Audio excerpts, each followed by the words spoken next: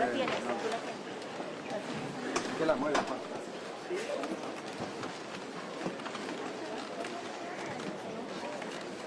Buenos días para todos. Good morning, everyone.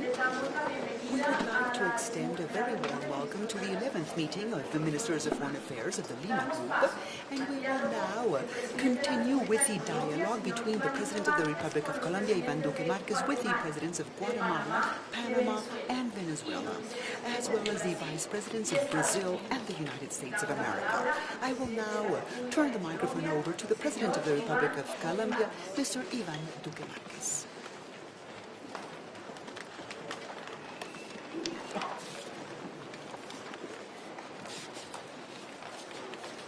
Muy buenos días Very good morning a todos to ustedes. each and every one of you. Quiero Allow me saludarlos to y extend agradecer a su very presencia warm hoy greeting and thank you for en your Bogotá, presence in Bogota en today este encuentro at this del meeting Grupo de Lima. of the Lima Group.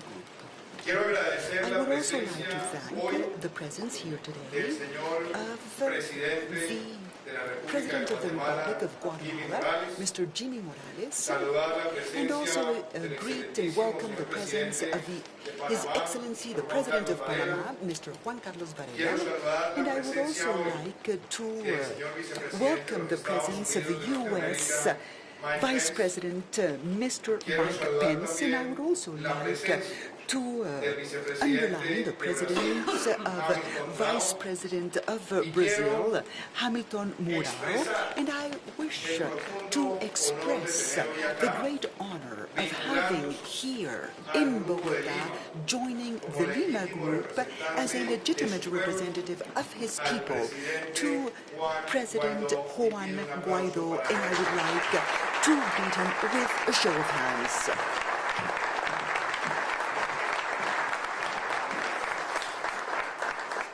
Quiero agradecer I would also like to thank the presence here today del señor of vicecanciller the Vice Minister of Peru, Hugo Becerra, who is here at the head table with the Peruvian ambassador, and also to express my pleasure and gratitude for having with us here two great friends of the Inter-American system. I'm talking about the Secretary General of the Organization of American States, Luis Almagro. Thank you very much for joining us, Mr. Secretary, as well as the presence of our dear friend and fellow countryman, the President of the Inter-American Development Bank, Mr. Luis Alberto Moreno.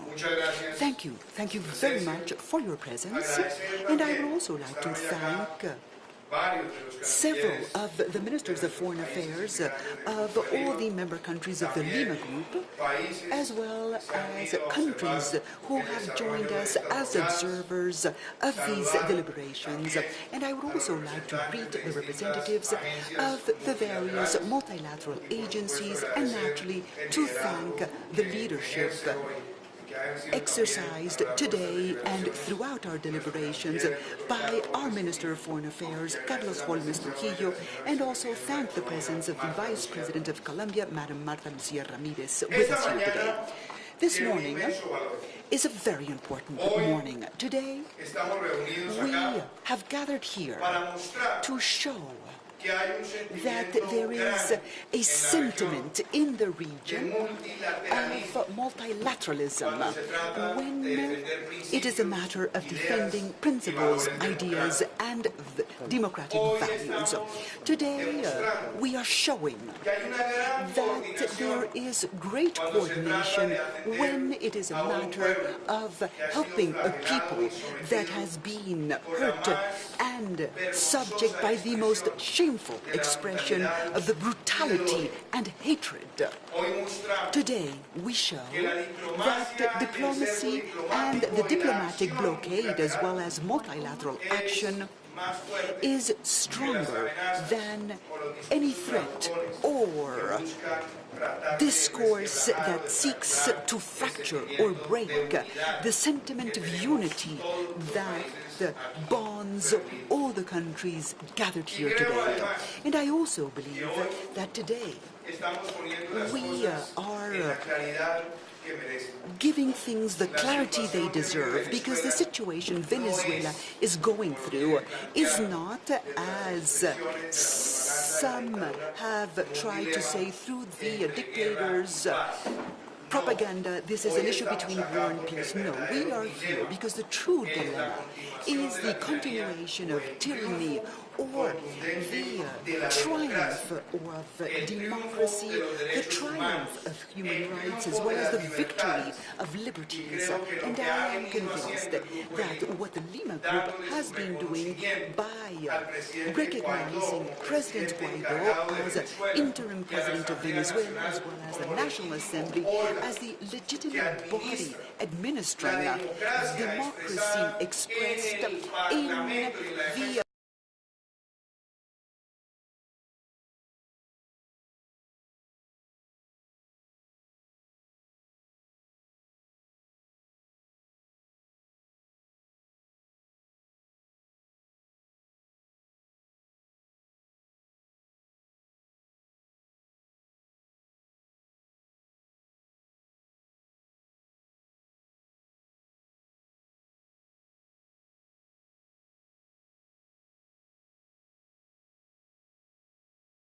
What we have seen in Venezuela is the annihilation of the productive apparatus.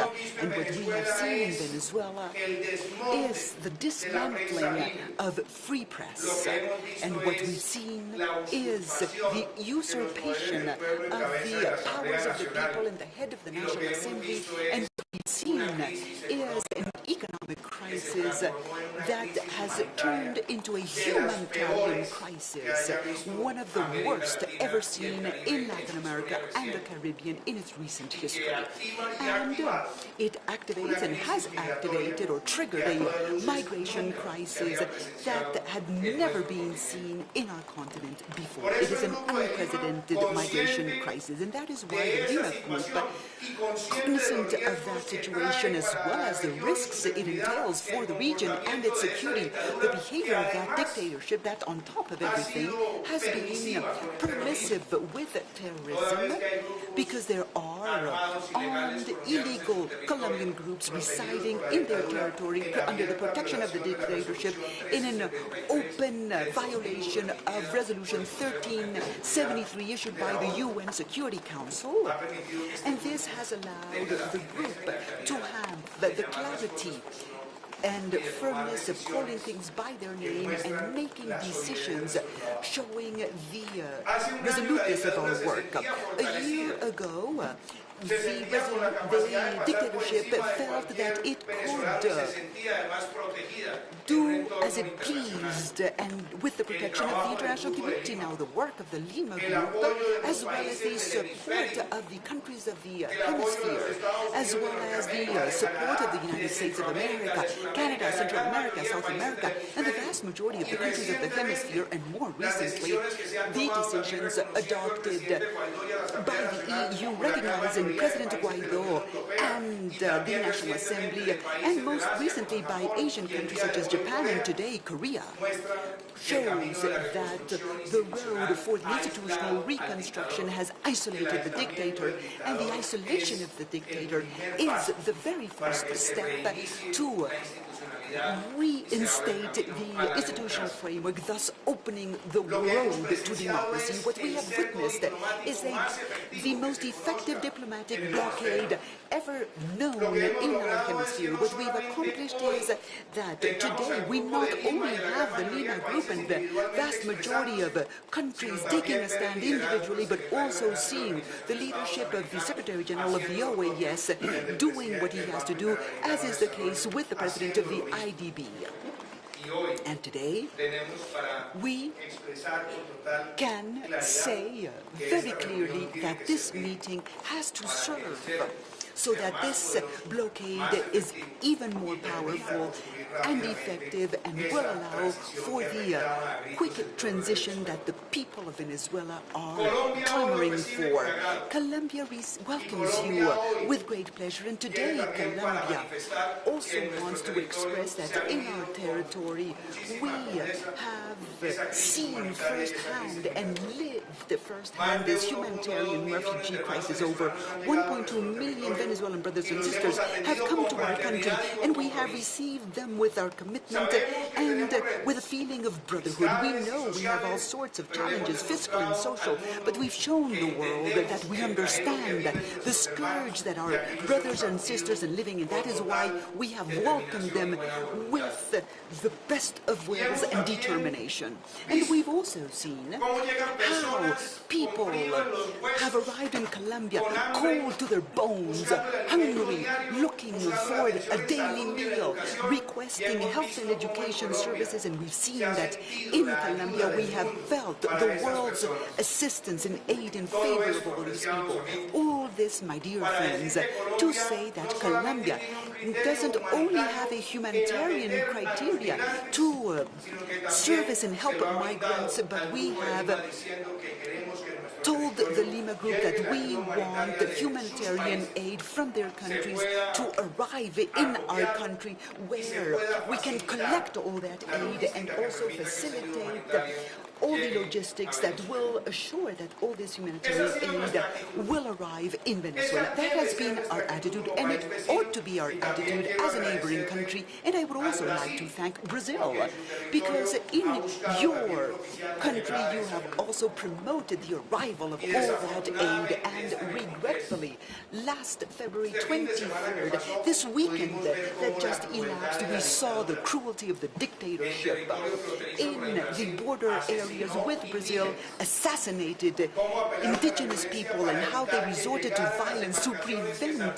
the vessels that sailed from Puerto Rico and with humanitarian aid, and how after they saw the Venezuelan brothers receive their aid so that they in their trucks would bring them to Venezuela, and were cruelly attacked by these armed circles of the Venezuelan dictatorship, shooting against its own fellow countrymen and women, plus torching and burning all the humanitarian aid that sought to bring food to those who are hungry and medications to those who need it to preserve their life. Those barbaric acts were seen by the entire world, live and direct, in my view, represent the seal of the moral defeat and the diplomatic defeat of the Venezuelan dictatorship. And this is something that has to be condemned by us today, because we cannot accept, it cannot be that they resort to brutality so that more people in Venezuela die of hunger, or simply because they don't have the medicine they need for basic treatment. And these things give great pain in our hearts, but there are other scenes that are a light of hope, because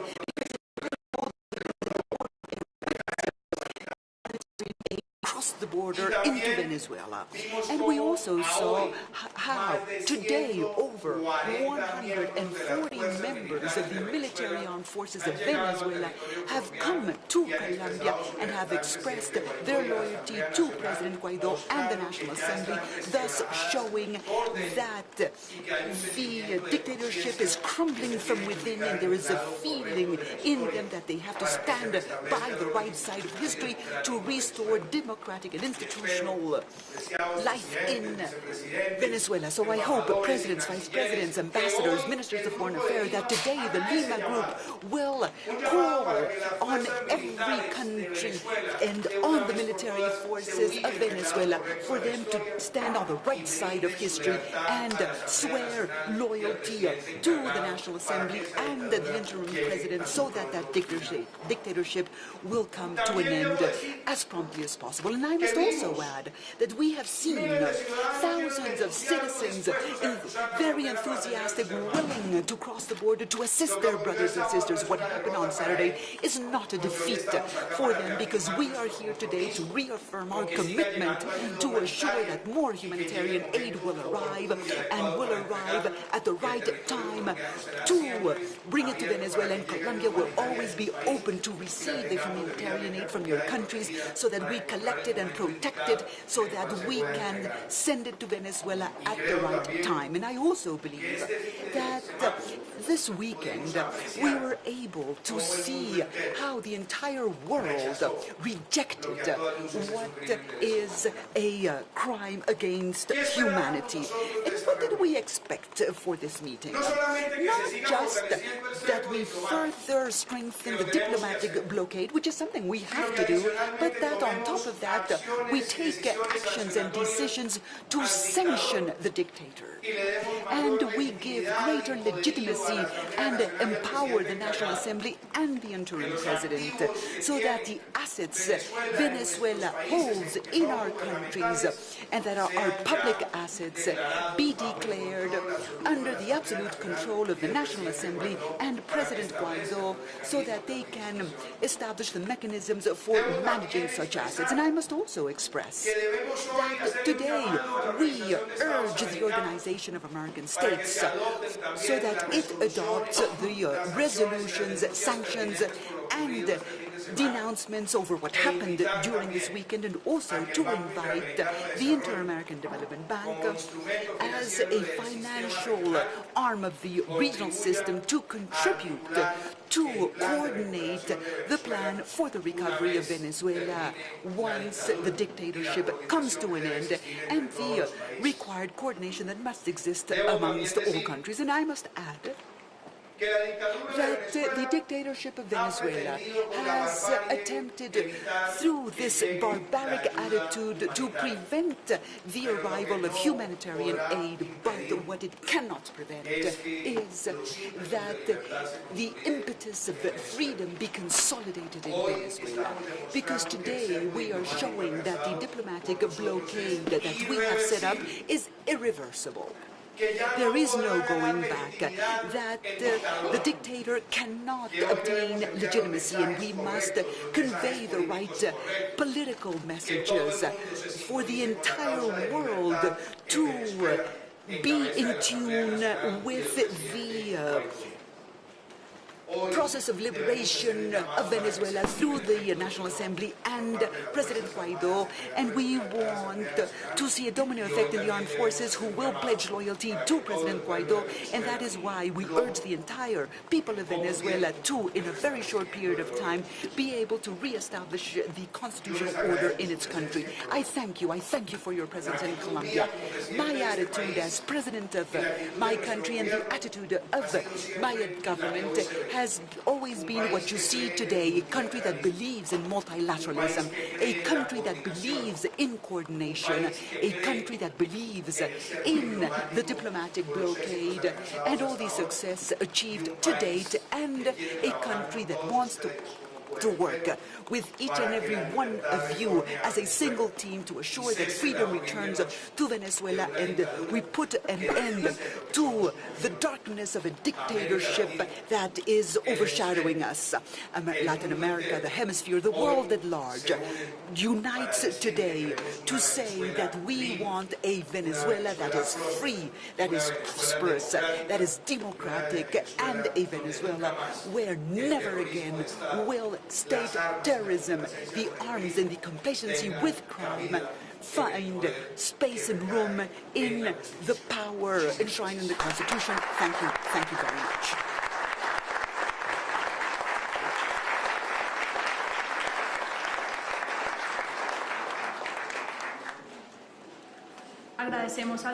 We thank the President of the Republic of Colombia, Mr. Iván Duque Márquez, and we now call on the interim President of the Republic of Venezuela, Juan Guaido.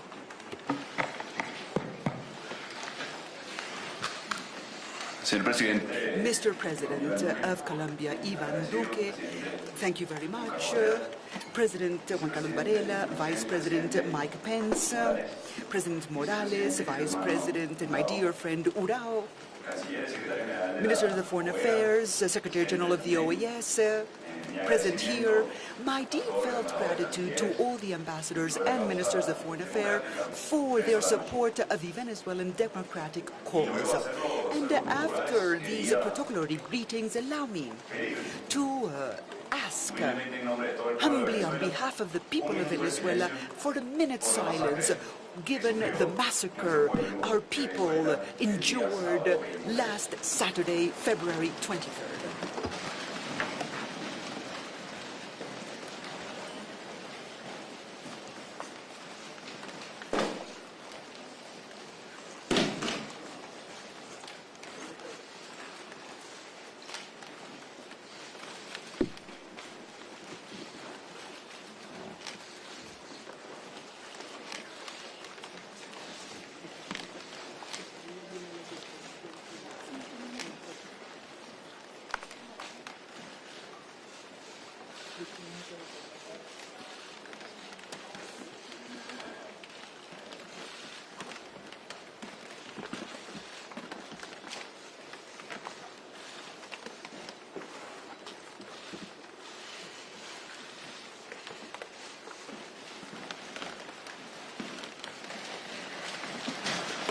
Que ese minuto reconforte. And hopefully this minute's silence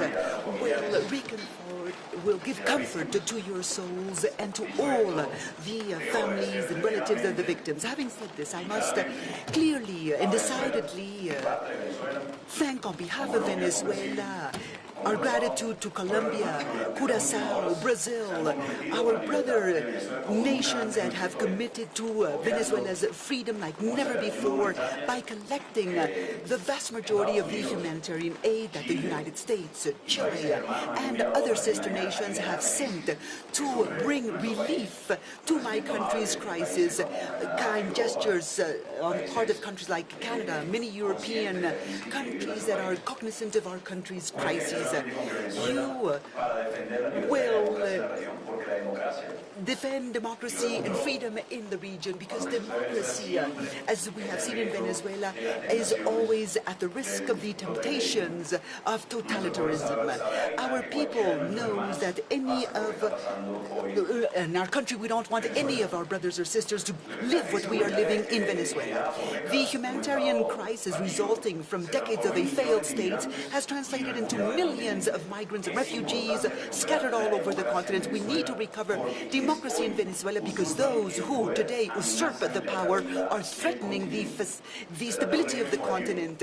This is an outlaw government with the complacency of irregular groups like the ELN, insurgent groups, narco-trafficking networks, and organized crime reveals the true spirit of that regime, being permissive with the usurpation of power that has been carried out by this group is a threat that endangers democracy throughout the Americas. Plus, in our Pan-American system for the protection of human rights and all our multilateral institutions are a forum for exchange that have no direct impact on the lives of our citizens, and that is something I cannot allow for.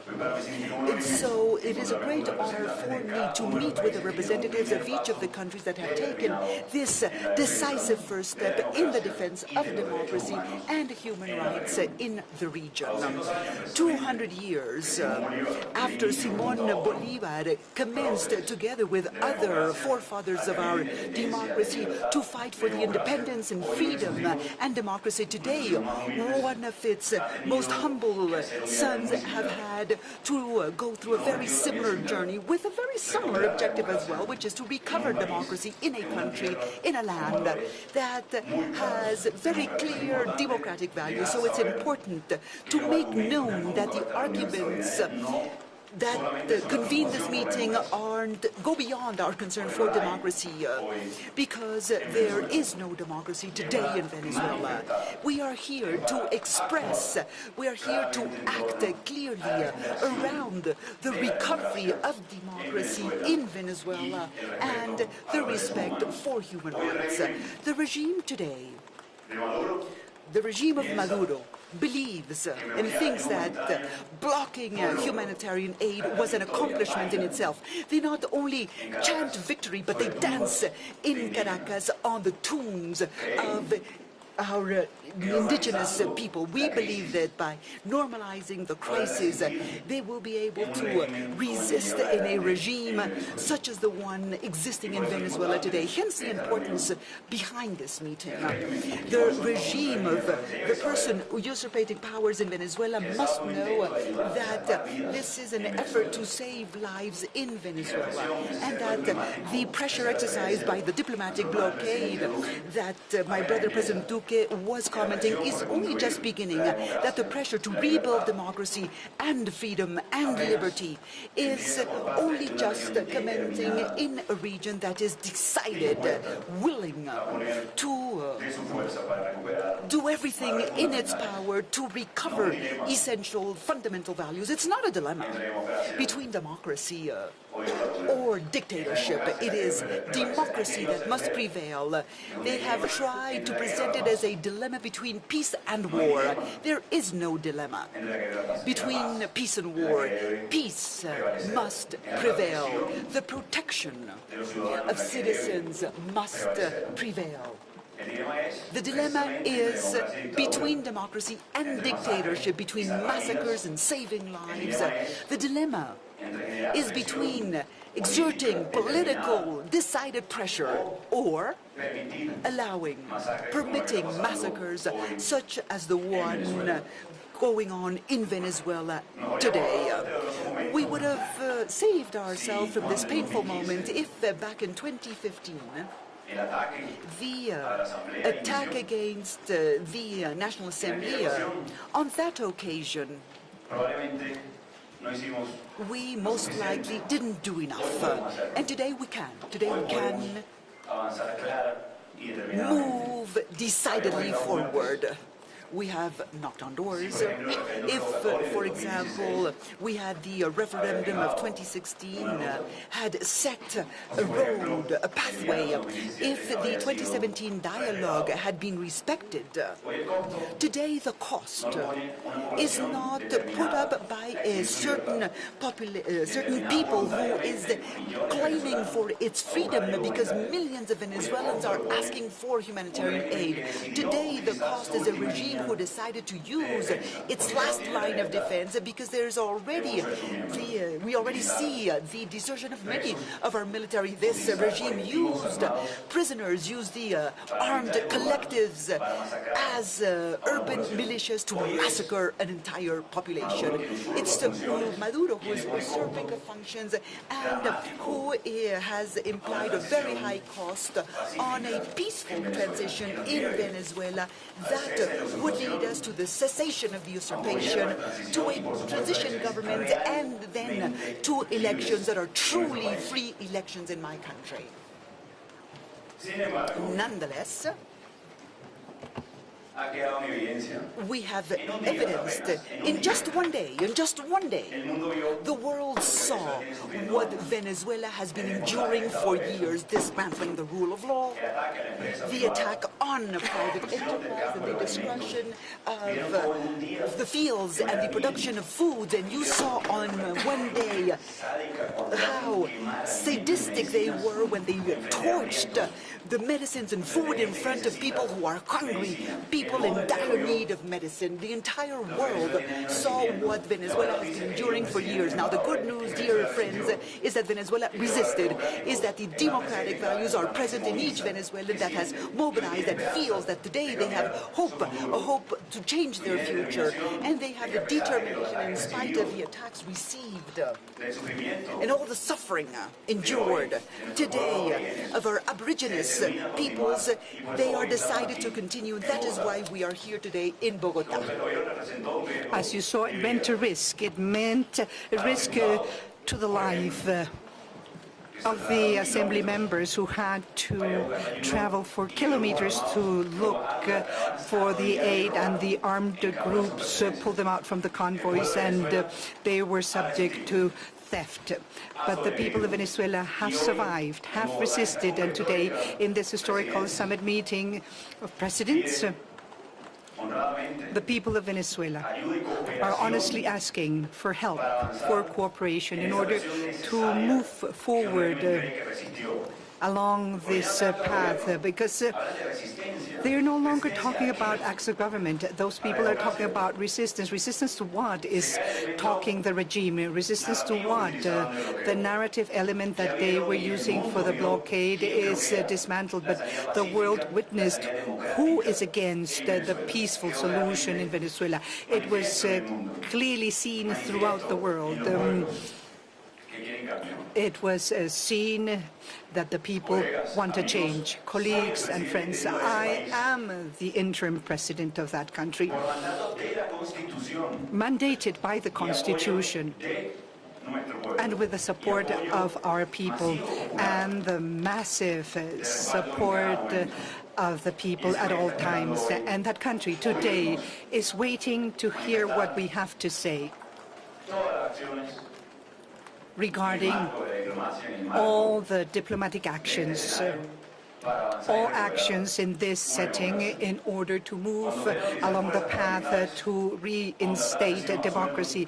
When killers, when sharpshooters are hired, that's the time to act. A regime that turns the borders in a lawless area where the workers becomes refugees, where it insists to say to its accomplices that they don't need to worry because nobody will react.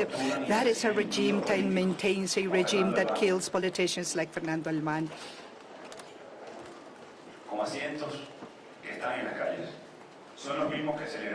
And killing the hundreds who are on the streets. And it's a regime that sings the victory of burning the humanitarian aid.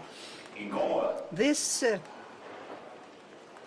uncomfortable situation and position for our country, we would like to be talking about different things, about possibilities, the possibility of reactivating bilateral trade. We would love to be talking about prosperity, the generation of employment, but we are in this awkward position of coming here to talk about attention to the migrants, the need to return to them their legal status. I wish to thank Colombia for the solidarity. I would like to thank also Peru, Argentina, Chile, the entire Lima group for their solidarity.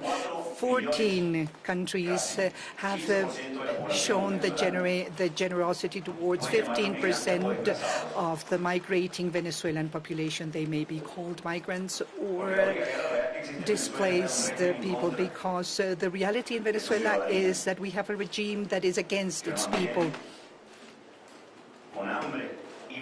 It's maintaining hunger, and it's blocking the roads to democracy and freedom. All institutional, political, diplomatic resources have been used. We even had a meeting a few months ago here in this room, and there was this big concern about the ability of Venezuela to be united, and there is no doubt about that today in the world.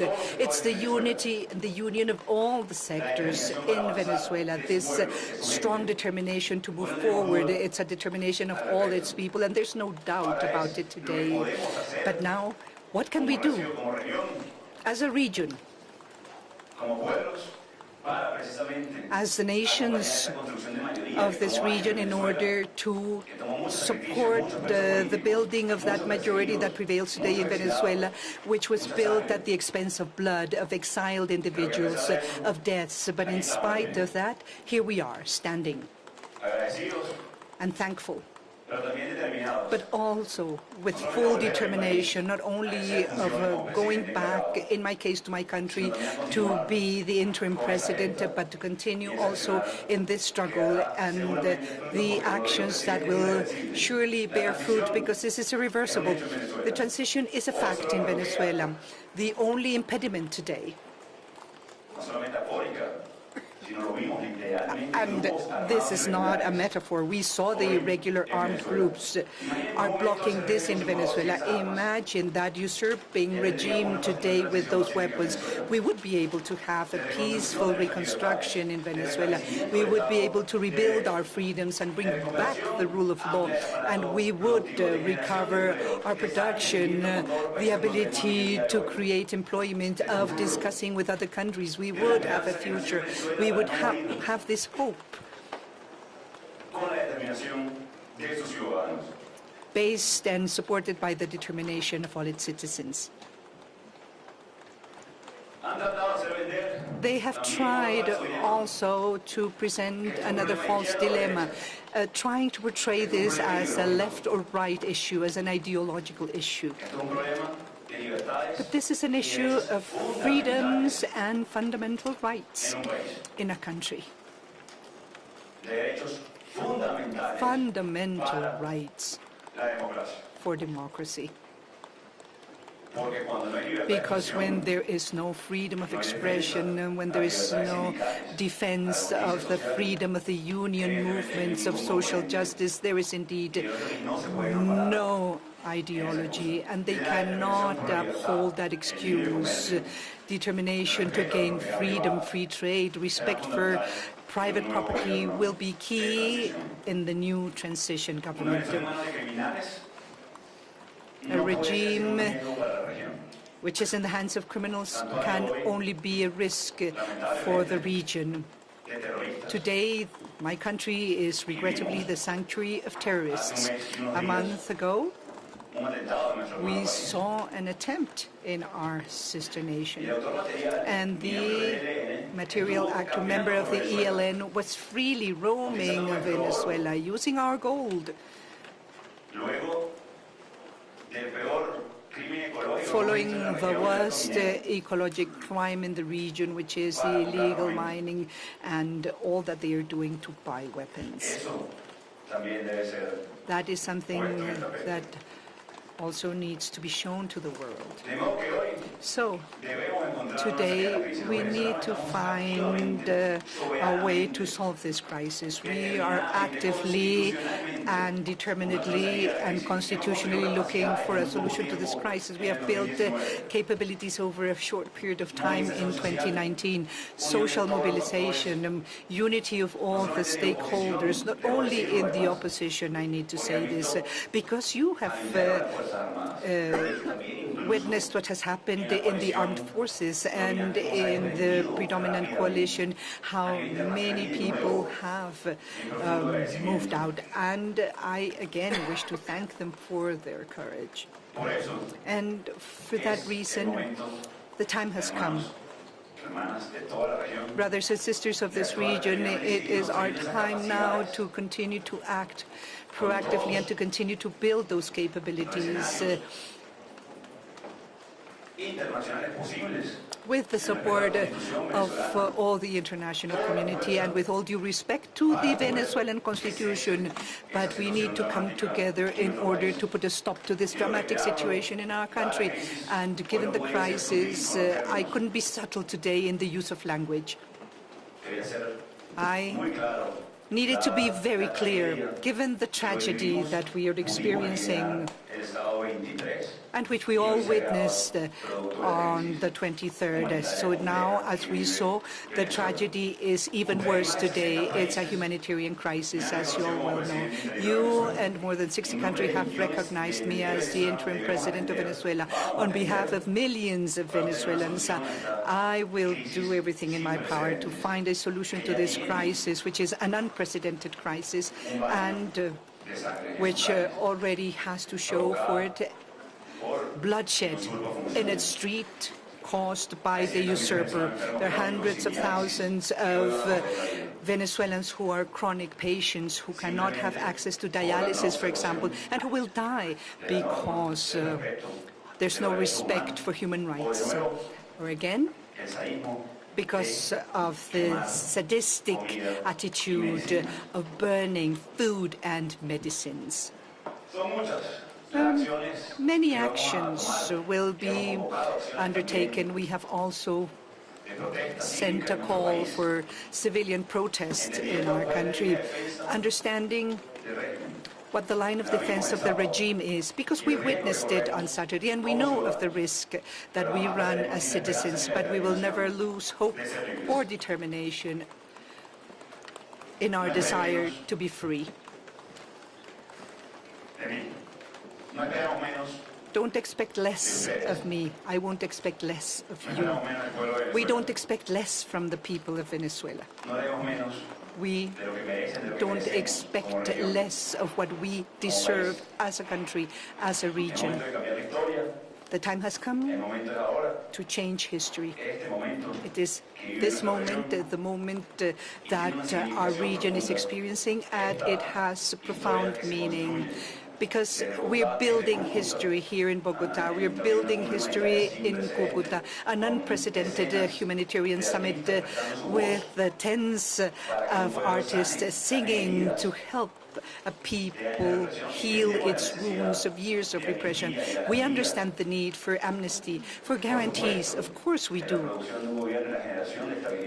And we understand the need for a transitional government that will facilitate that free election. But the usurpation needs to stop. We need to understand that the time has come, that things have changed. We are certain that we can have democracy forever in Venezuela and in the region. God bless Venezuela. God bless our region. It will soon be free, prosperous again in the midst of our brethren. Thank you.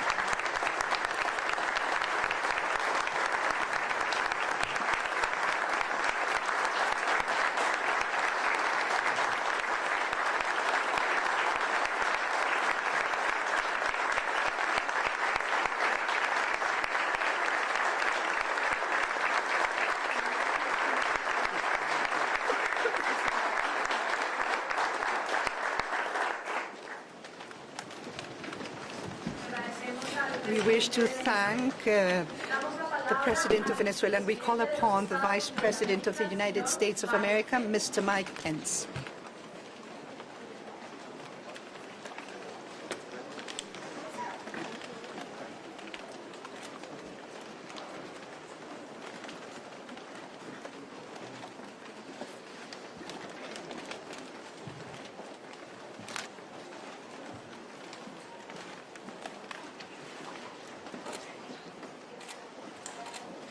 President Duque, President Varela, President Morales,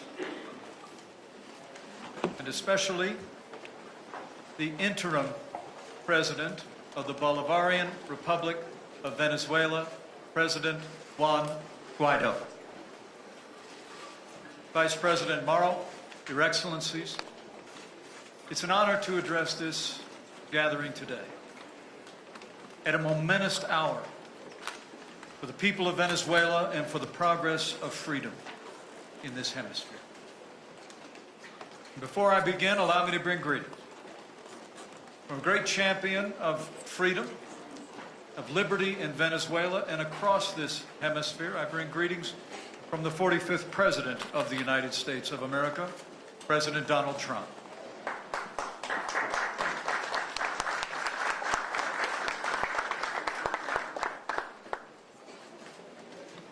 Just days ago, as the world watched, the tyrant in Caracas danced as his henchmen burned truckloads of food and medicine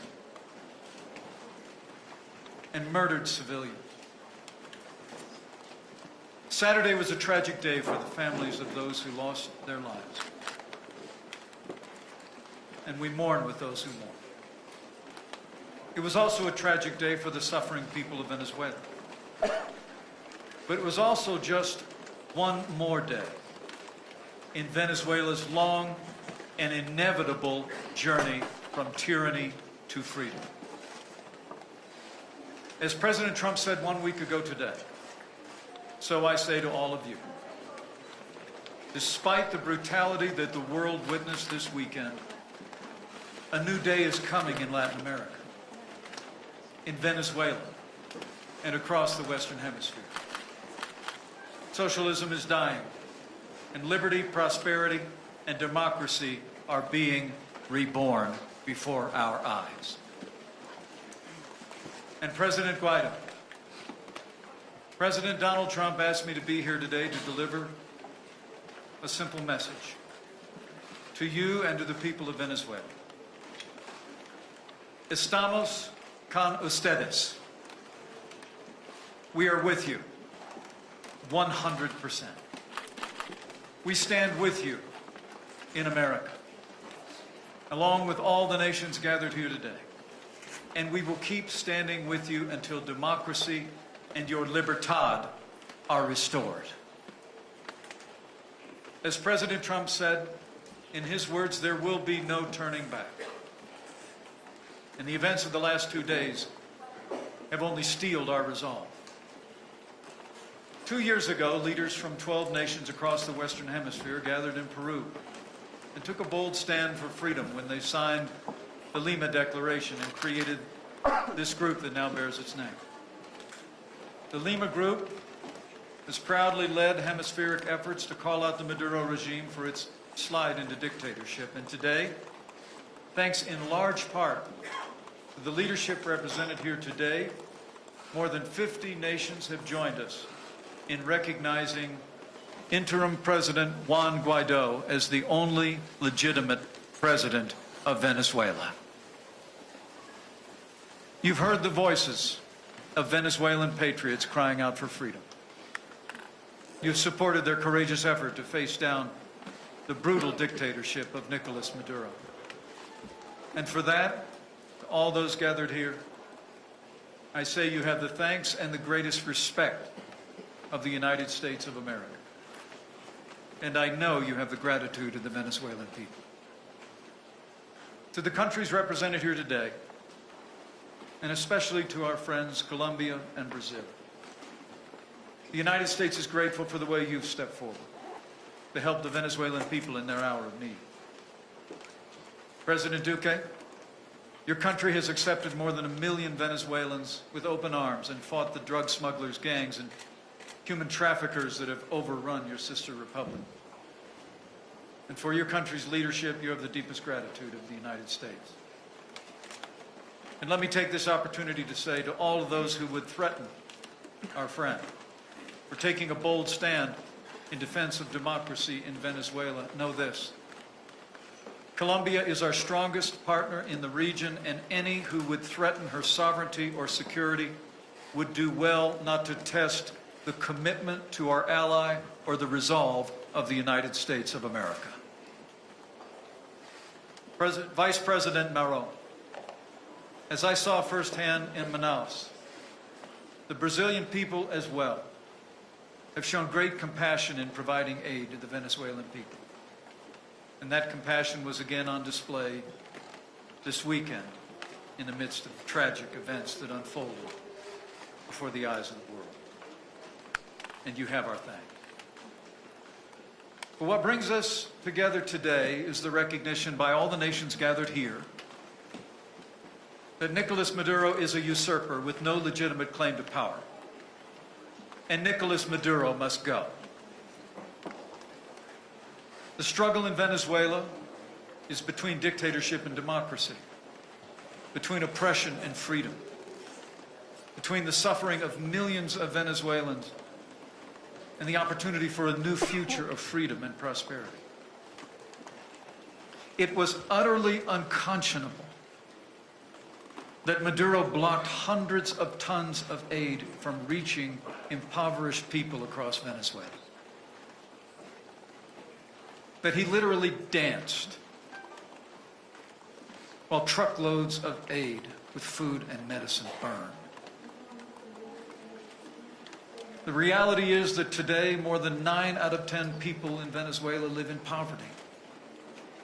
The average Venezuelan has lost 20 pounds through deprivation and malnutrition. The economy has shrunk by half. Thousands of children are starving this very hour.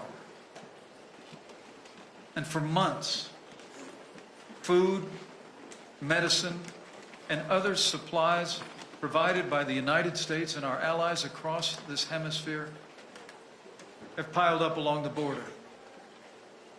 Even as Maduro sent aid to his puppet masters in Cuba, the Venezuelan people continue to suffer deprivation. By contrast, the Venezuelan people's true leader took decisive action to put an end to their suffering. Interim President Juan Guaidó issued a direct order to the armed forces of Venezuela to allow all humanitarian aid to enter the country on Saturday, February 23rd. And he called on the Venezuelan people to show their resolve by holding peaceful protests outside military bases across the country. In response, thousands of Venezuelans gathered outside La Carlota Air Base in Caracas to raise their voices in support of liberty. And many of the military's rank and file showed their loyalty when they refused to fire on their fellow countrymen. So far, nearly 200 members of the armed forces of Venezuela have chosen to stand with the citizens of Venezuela and defected from the Maduro regime. And even in the midst of the tragic events of this last Saturday, some aid was able to cross the border into Venezuela from Brazil. As one of the servicemen who defected, the President Guaido's government said this weekend, and I quote, "It's millions versus 30 or so of them.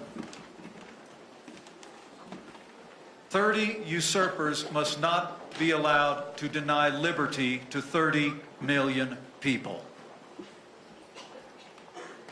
As President Trump has said, the fight for freedom has begun. But Maduro's loyalists turned on their own people.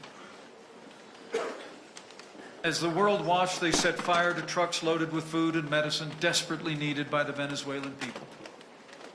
Cuban-trained thugs in ski masks, known as colectivos, went roaming about border towns, shooting randomly at innocent civilians.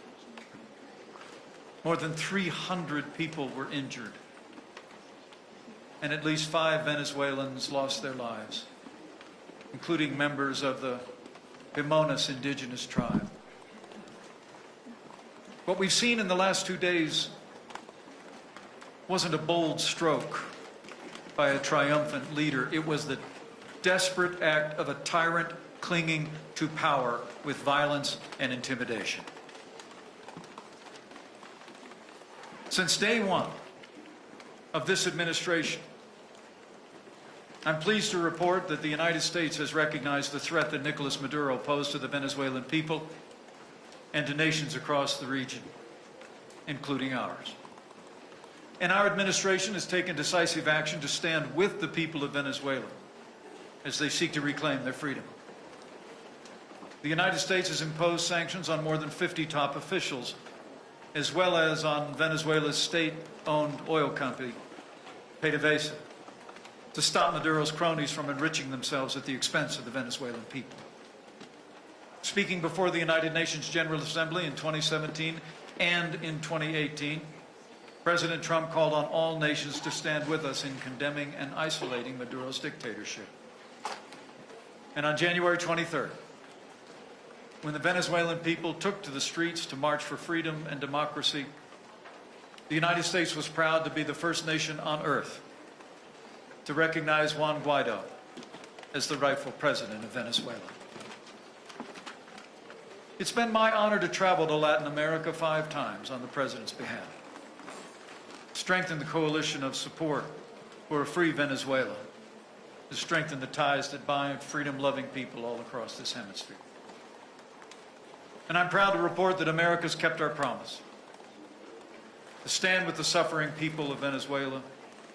We've stood with resolve and generosity, and so we will continue to stand. Under President Trump's leadership, the United States has provided more than $139 million in aid to the people of Venezuela already. the most of any nation on earth. Just in the last 2 weeks, we've sent 5 military transport aircraft with 400 tons of food and medicine to Colombia and Brazil. As President Duque and I discussed today, our efforts to date will not only continue, they will be increased. Despite Maduro's brutality, we will press on. As we speak, we're identifying new areas along the border where we can pre-position additional aid for the struggling people of Venezuela. Today also, it's my privilege to announce that the United States will provide an additional $56 million to support our partners in the region as you come to the aid of the Venezuelan people, fleeing from the deprivation and oppression of the Maduro regime. In the days and weeks ahead, the United States will continue to deliver life-saving food for the hungry, medicine for the desperately ill, and shelter for those displaced by the brutality and deprivation of the regime. And while we stand with the Venezuelan people, we will also continue to stand up to all of those who would oppress them. Many of your countries, such as Panama, Canada, and Colombia, have frozen the assets of military officials still loyal to Maduro, and we commend their action. These are important steps, cutting off the regime from the millions that they've stolen from the Venezuelan people, and we urge other freedom-loving countries to do the same. But as we stand here today, for all of that we have done before, it's time to do more.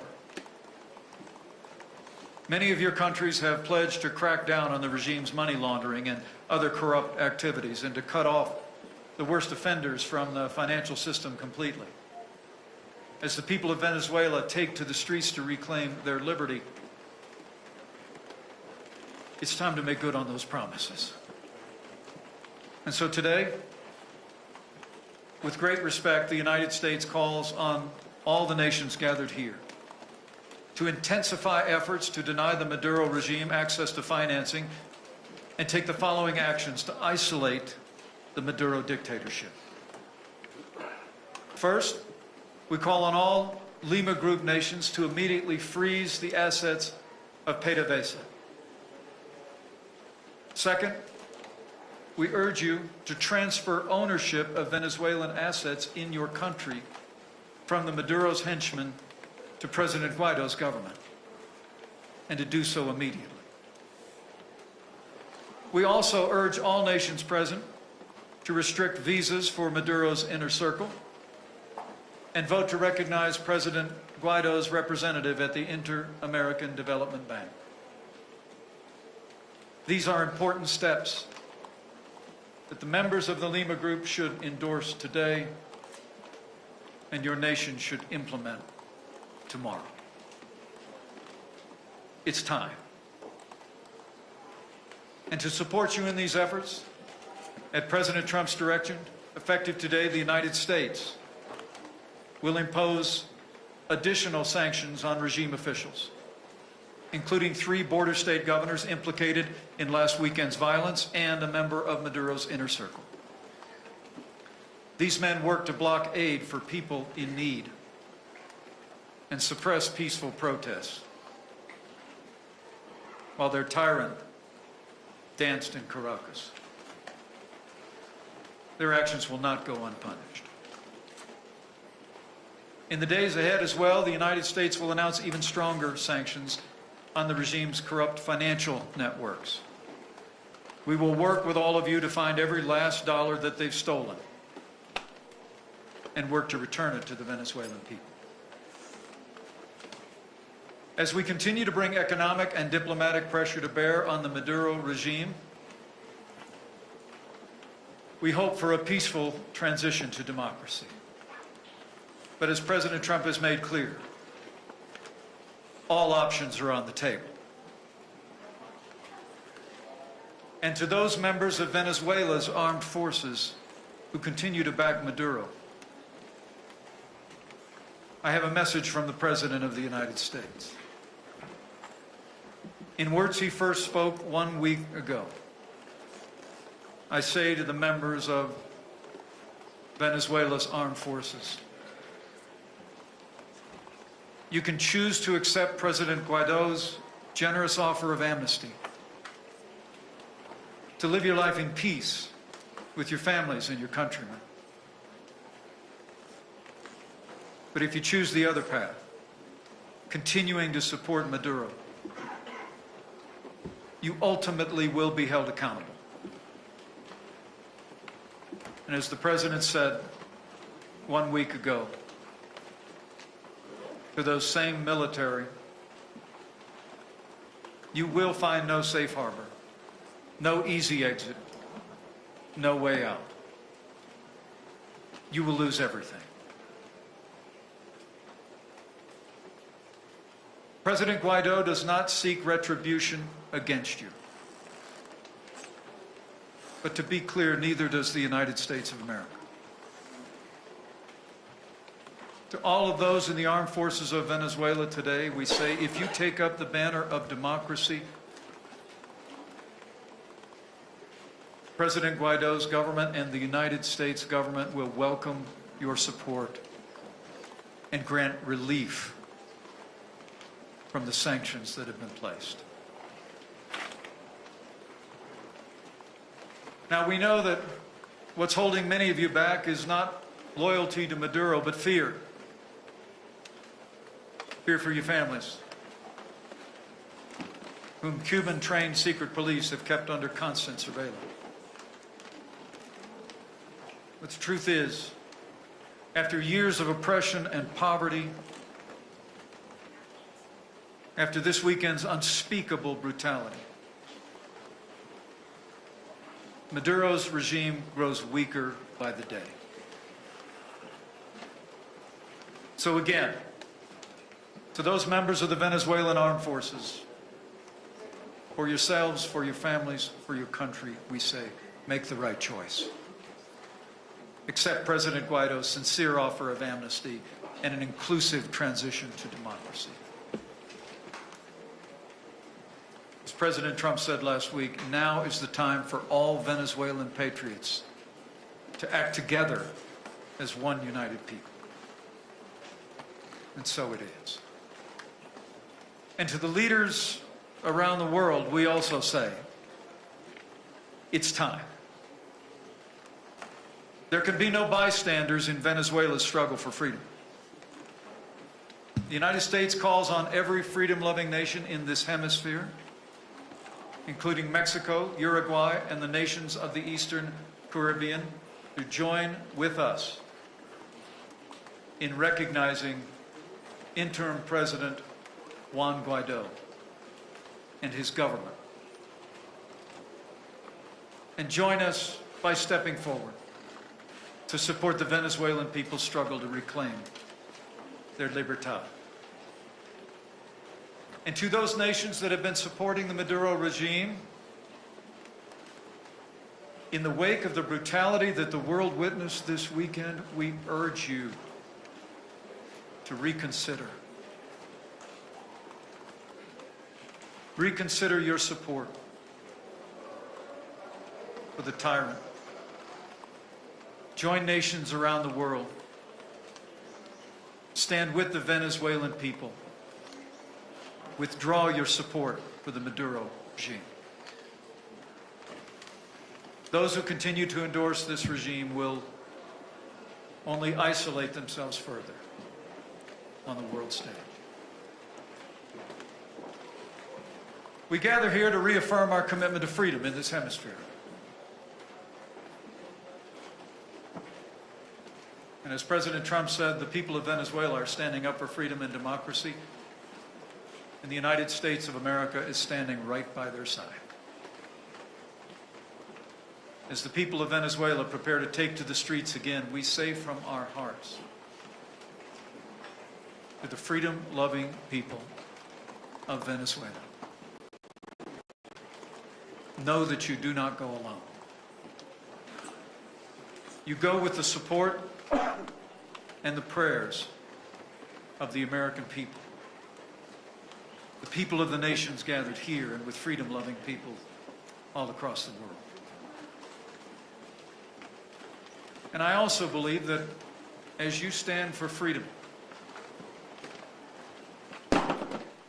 you go with the grace of the author of freedom, who said in those ancient words, "Do not be afraid. Stand firm, and you will see the deliverance the Lord will bring you today. For where the Spirit of the Lord is, there's liberty." Freedom springs from the hearts of all the people across this new world. And as Simón Bolívar said, a people that loves freedom will in the end be free. And with faith in that great promise, and in all who have joined us in the cause of freedom in Venezuela, faith in the resolve of our president and the American people, and faith in the courage and strength of the Venezuelan people and those who have stepped forward for her freedom, I believe with all my heart the day is coming soon when Venezuela's long nightmare will end, when Venezuela will once more be free, when her people will see a new birth of freedom in a nation reborn to libertad. To the good people of Venezuela, seek your freedom. We will go with you. You go with God. Vayan con Dios.